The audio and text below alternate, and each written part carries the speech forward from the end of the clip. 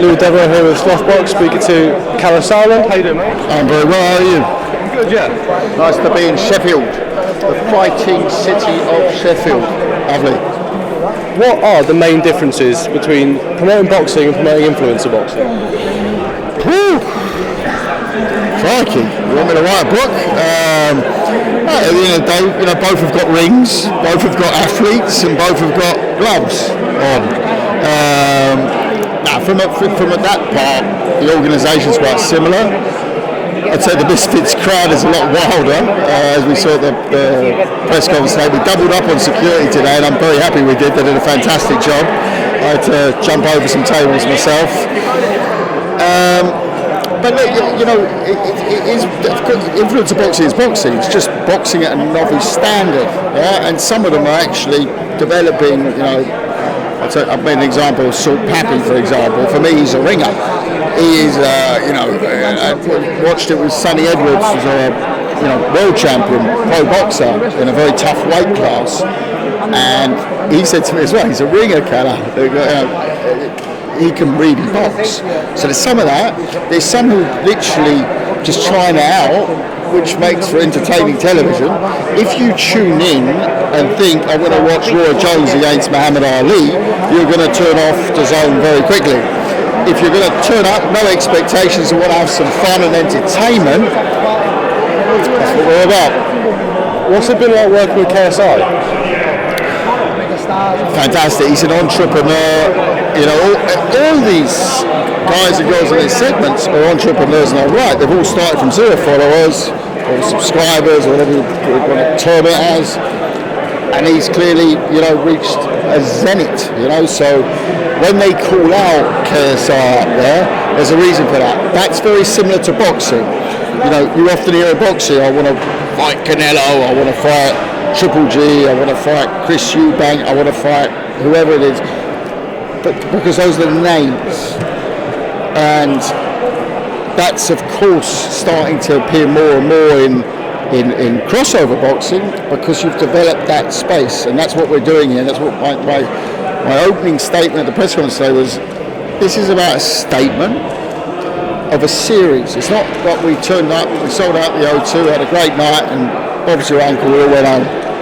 No, this is all about that event was an investment into this event in Sheffield, which is it's a smaller event, but it's at the same time, boxing. You don't just have,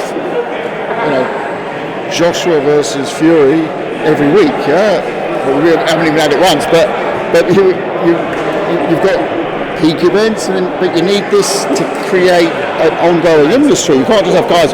Oh, when's KSI fighting? I'd like to get on that show. No, you can get on your own show. Hey, look at this stacked card.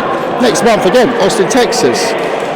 That's a rolling thing. We wouldn't have ever really got into this space as let's say the Wasserman boxing or me as, my brother and me as the Sauerland brothers into this space for one fight. No, please, I've got enough on my plate.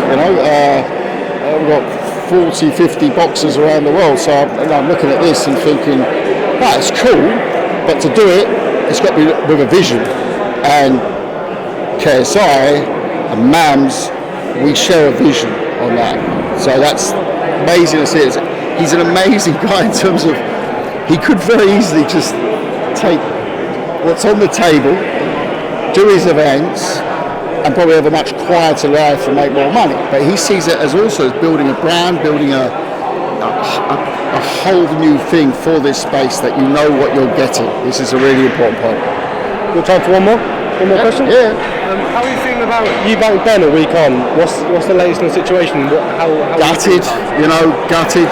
Same as last week, a week on. It is a week on. I couldn't believe it this morning when I saw it was Thursday. I thought, last Thursday we were in the eye of the storm, and it's gutting. Once again, gutting for Chris Eubank Jr., gutting for his team, gutting for the people and the teams on the undercard. Many of them relying on a payday there. their camps, they've paid for camps. The fans who bought tickets flew in from all over the world for this fight, or from all over the UK as well, booked hotels in London, one of the most expensive cities in the world.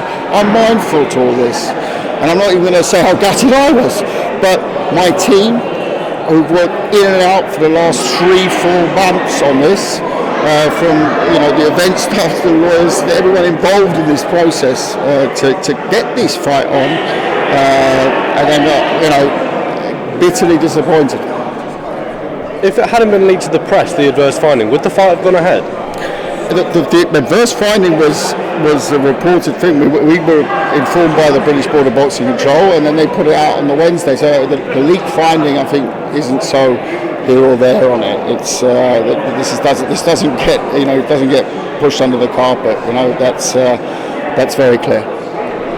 Will you look to reschedule the fight at some point in the future if you can? Yeah, we've announced that the fight will be rescheduled. We said that at the press conference last week, but it's up to them, not us, to sort the shit out. To put it quite frankly. So it's down to that part to do. It's not. We were ready, willing, and able. So we all saw the junior made the weights and what else have you, but it was there. But at the same time, we got a bitter taste in our mouths, of course. But yeah, that's really all I can say on it right now. Do you think Eubank's come out of this better than how he went in, because he was sort of considered the villain, and now he's on his side? He has. But let me answer that with a bit of a left hook back. He would swap that in for having the fight last Saturday.